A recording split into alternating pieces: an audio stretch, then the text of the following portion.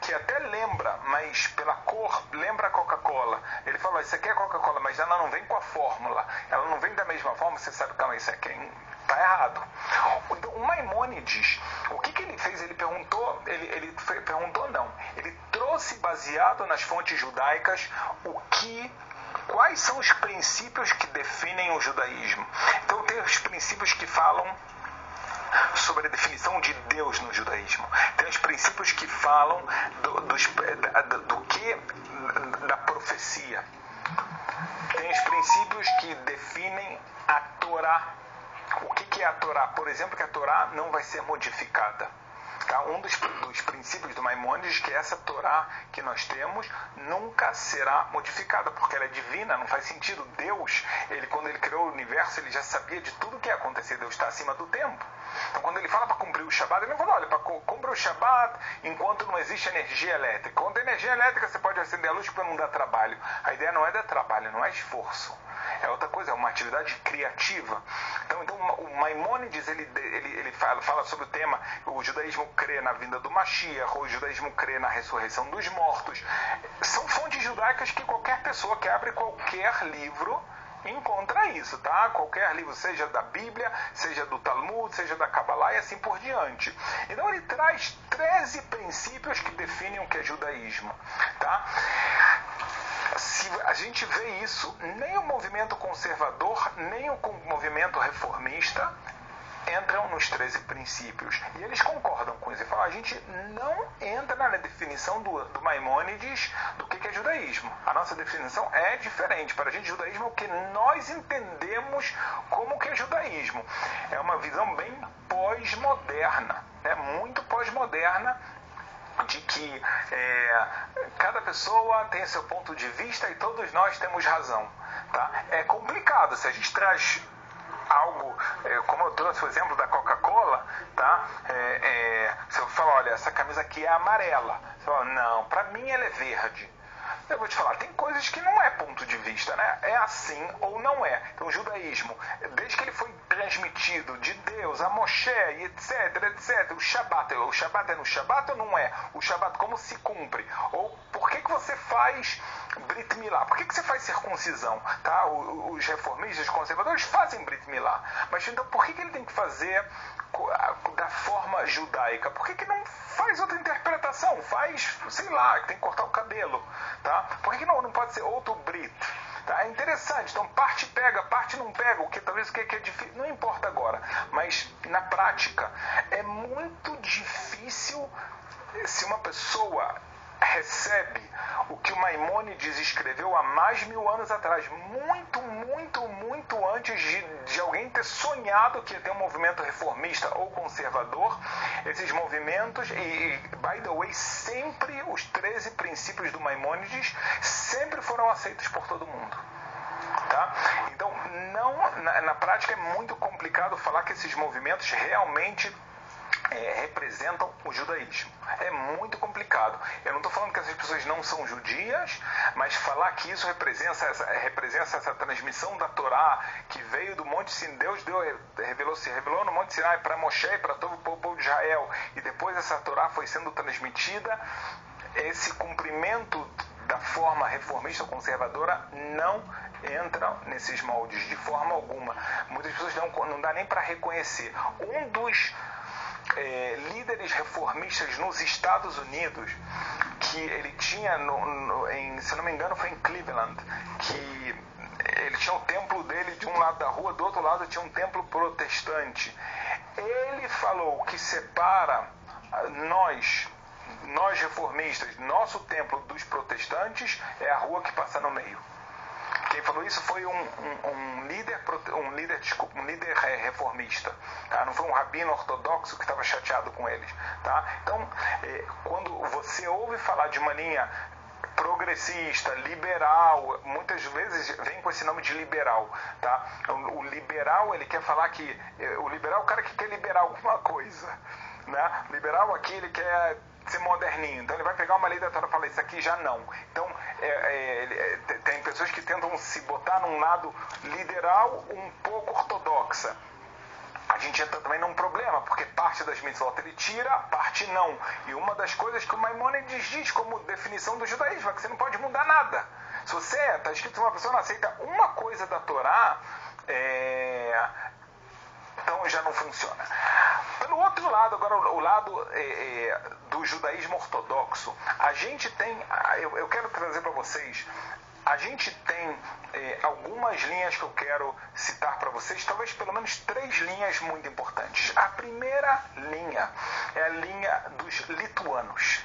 Tá? A linha dos lituanos é uma linha que ela, historicamente, foi uma linha que prega muito a seriedade no cumprimento das mitzvot, no estudo da Torá, né, com muito afinco em cada detalhe, e realmente saem gigantes de Torá, pessoas, isso é importante também saber que todas as leis ortodoxas prezam o estudo de Torá como valor principal, e o maior honra realmente é dado para os rabinos, e quanto mais o rabino é sábio, a gente fala que é uma pessoa ainda mais e mais sagrada, também valorizando a importância da mulher dentro desse processo de educação no judaísmo e tudo mais. Mas, então o lado lituano então, é um lado que algumas pessoas chamam ele ortodoxos, e algumas já vão chamar de ultra-ortodoxos, que a gente também vai ver em outra linha já. Mas hoje em dia, até a nível de estereotipo, a gente vai ver muitas pessoas que estão vestidas de terno, alguns tipos de terno, mas pode ser o terno normal, camisa branca, terno preto, chapéu, tá? Existem N tipos de chapéus,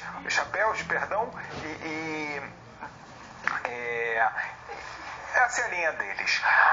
Por outro lado, eles vieram dos Ashkenazim. Tá? Os Sfaradim tratam o judaísmo também de uma forma totalmente ortodoxa, com os costumes deles. Tá?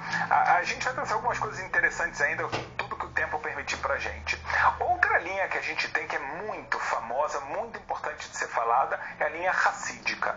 A linha Hassídica também, como uma linha ortodoxa, que muitos também chamam de ultra-ortodoxa. Eu já vou entrar nesse tema da ultra-ortodoxia.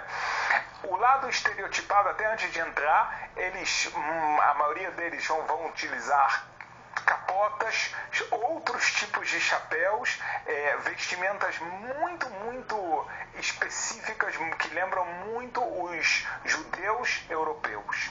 Tá? Se vestem até o dia de hoje com... De anos atrás, né? De centenas de anos atrás, a meia em cima da calça, chapéus, mesmo no verão, de pele, de peles que esquentam muito, mas vão estar assim mesmo no verão, a roupa preta, coletes, eu não pense que eu estou de alguma forma, Deus me livre, menosprezando, só uma forma de reconhecê-los, tá? E seguem isso alguns com roupas listradas, que eram muito específicas de algumas cidades específicas. A linha Hassídica, qual a diferença dela para a linha da lituana?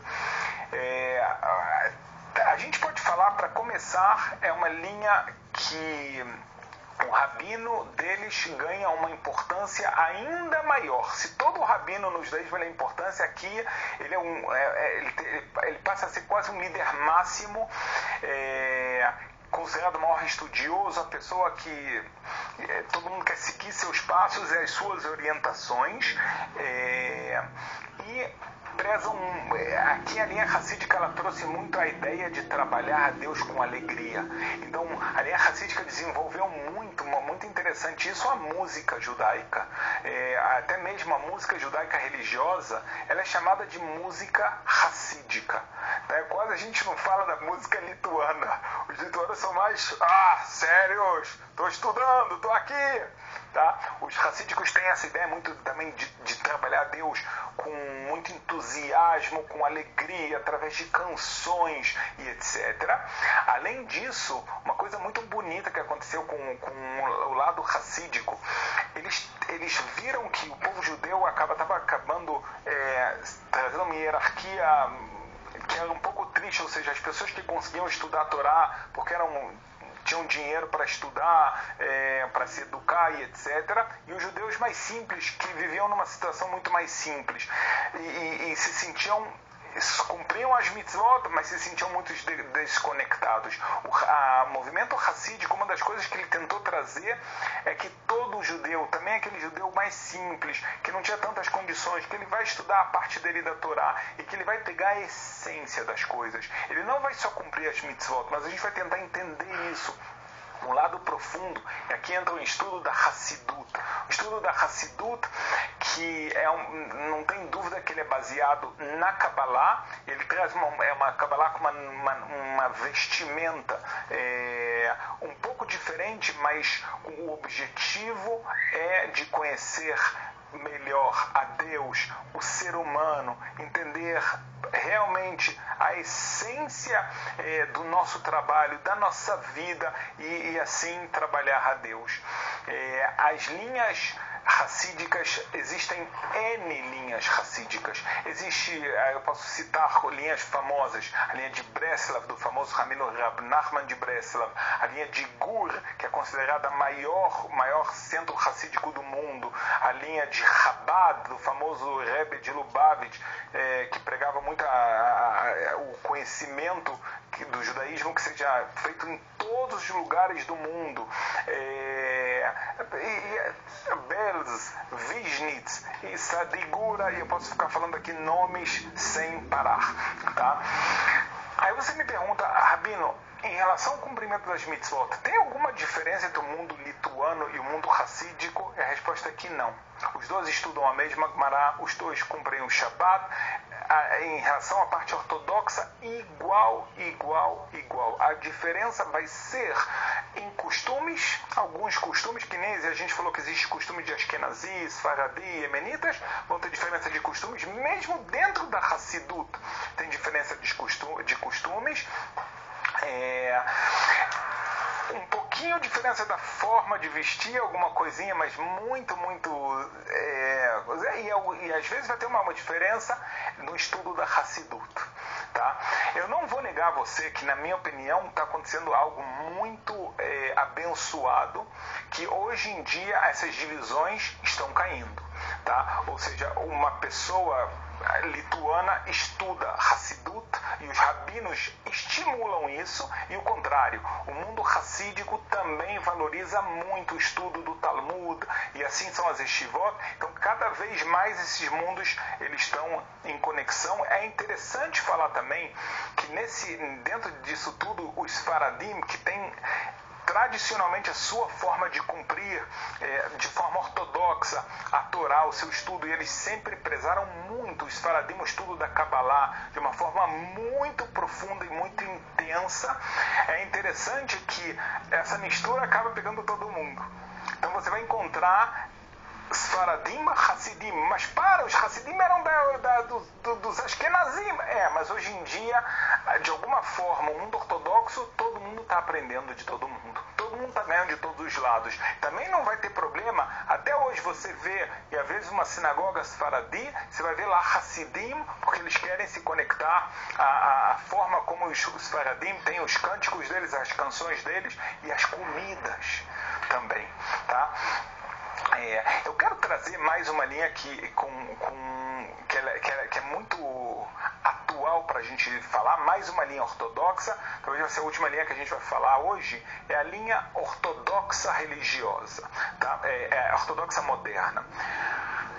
Mais uma vez, uma linha ortodoxa. Essa linha, de todas as linhas, talvez a única que não é chamada de ultra-ortodoxa, mas esse ultra-ortodoxa tem aqui um erro, tá? Qual o erro que ele tem aqui? As pessoas tentam falar ultra-ortodoxa é a pessoa que segue tudo certinho. Mas a linha ortodoxa moderna também faz isso, porque quando você sai disso, então você saiu daquela linha que se divide o judaísmo ortodoxo, daquelas linhas que não são ortodoxas, progressistas, etc.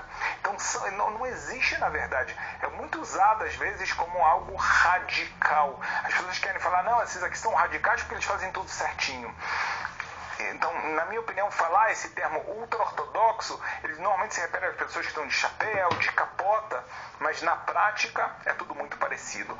O mundo religioso ortodoxo moderno, ele tem algumas características. Número 1, o lado sionista. Tá? Nós tivemos nos últimos 300 anos, mais de 300 anos, para começar do Gaon de Vilna, que sem dúvida veio do lado litaí, mas ele era muito sionista, passando por outros rabinos que também vinham do lado lituano, como o Hatam Sofer, Rabbi Akiva Eiger, e o famoso Rav Kook, que foi o primeiro rabino do Rabinato Central de Israel, quando ainda não existia Israel, mas assim foi chamado. Ele era rabino de todo Israel, quando ainda era chamado no mandato britânico chamava isso aqui de Palestina. Palestina é um nome que os romanos deram a Israel, só para você saber. Então, o Rav Kook, que esse lado sionista, que mostra que a Torá ensina pra gente que o lugar de um judeu é na terra de Israel, porque aqui Deus vai trazer a redenção para esse lugar, e Mashiach, uma das missões de Mashiach, e todos concordam com isso, é trazer todo o povo judeu para a terra de Israel. Então tá bem claro isso. Então tem a ortodoxia moderna tem um lado sionista normalmente muito acentuado, fala-se muito disso, fala-se muito do processo da redenção, o processo da Geulah, e de que a gente tem que fazer a nossa parte. Por isso tem esse idealismo da construção do Estado de Israel, da valorização de viver aqui e de construir uma sociedade aqui que ela seja completa e ajuda a vinda, ou seja, que o Mashiach chegue com menos trabalho. É interessante isso, e é uma visão que, estou falando de rabinos gigantes.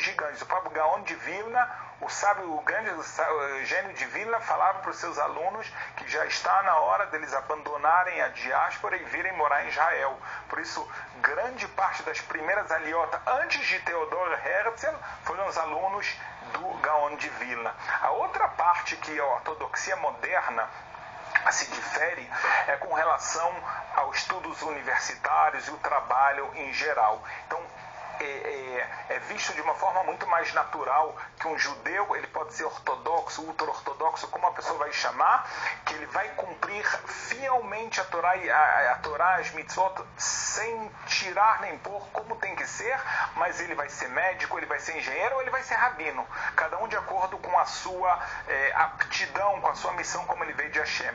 Então, isso aqui, existe uma abertura muito maior. Os outros movimentos já têm muito medo de que uma pessoa entre na universidade e pode acabar sendo, entre aspas, contaminado com outras ideologias e possa acabar saindo do judaísmo.